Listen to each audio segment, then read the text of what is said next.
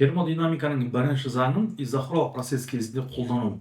Осы тақырыпқа байланысты ұбт-да квалтесті емтихандарда өте көп сұрақтар кездеседі, яғни қиындық жоғары есептер осы тақырып келеді. Бүгін біз осы тақырыпқа толық талдау жасаймыз. Әрине видеоны бастамай тұрып, біздің каналға келіп, достарыңызбен бөлісуді ұмытпаңыздар. Біз бастаймыз. Жалпы термодинамиканың бірінші заңы қандай заң деген сұрақтан бастайықшы. Термодинамиканың бірінші заңы дегеніміз бұл энергияны сақтау заңы. Энергия бір күйден екінші күйге түрленеді деп қарастырамыз. Яғни осыған байланысты жылу мөлшері тең ішкі энергияның жұмысқа қосындысы. Бұл қандай жұмыс дейтін болсақ, бұл газдың жұмысы. Бүйтіп жазып. Ал енді бізде изохора, изо деген сөз бұл өзгермейді. Хорыс бұл көлем. Демек, бұл жерде көлем тұрақты. Көлемнің өзгерісі 0 деген сөз. Нәтижесінде атқарылатын жұмысымыз 0. Неге? Өйткені біздегі атқарылатын жұмыстың формуласы А тең қысымның көбейтеміз көлемнің өзгерісіне. Демек, көлем 0-ге тең болса, демек жұмыс та 0 болады деген сөз. Нәтижесінде біз, қараңыздар, мына беттермен көлемнің өзгерісі 0-ге тең болады. 1, 2 атқарылатын жұмыс та 0-ге тең деп қарастырамыз. Бұл теория абсолют. Яғни сізге келуі мүмкін есеп. Сол кезде егер изохорлық процесс болса, біз жұмысымызды 0-ге тең деп қарастырамыз. Демек, берілген жылу мөлшеріміз ішкі энергияның өзгерісіне тең болып қалады.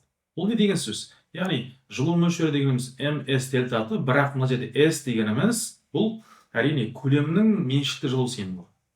Нәтижесінде осы формуланың нәтижесінде біз тағы бір формуланы түлетіп шығарсақ болады. Ол қандай? Яғни осы жерде біз көлем тұрақты болған кездегі көлемнің меншікті жылу сыйымдылығын қарастырамыз. Яғни осы жерден меншікті жылу сыйымдылықты ашқаннан кейін, қараңыздар, масса мен масса, температура мен температура қысқарады, нәтижесінде I бөлу 2 RT. I дегеніміз бұл өзгере алады. Егер бір атомды болса, біз бұл жерде 3-ті қарастырамыз. 2 атомды болса, 5-ті, және көп атомды болса, біз 6-ны қарастырамыз. Бұл ішкі энергия өткен кезде айтылған. Енді осыған байланысты біздің меншікті жылу сыйымдылығымыздың мәні өзгере алады деген сөз. Демек, біз осыған дейін сіздермен жалпы жылу сыйымдылық дегенді қарастырғанбыз. Яғни бұл жылу сыйымдылық деп отқанымыз 1 мольдың сыйымдылығы деп қарастырамыз. Немесе 1 мольдың жылу сыйымдылығы деп қарастырамыз. Оны біз үлкен S-пен белгілейміз. Яғни мына жерде қазір изохорлық болған үшін S, M, V. M дегеніміз мольдік, V деген көлем тұрақты болған кезде. Ол неге тең болады? Әрине осы көлемдік меншікті жылу сыйымдылықтың көбейтеміз оны моляр массаға.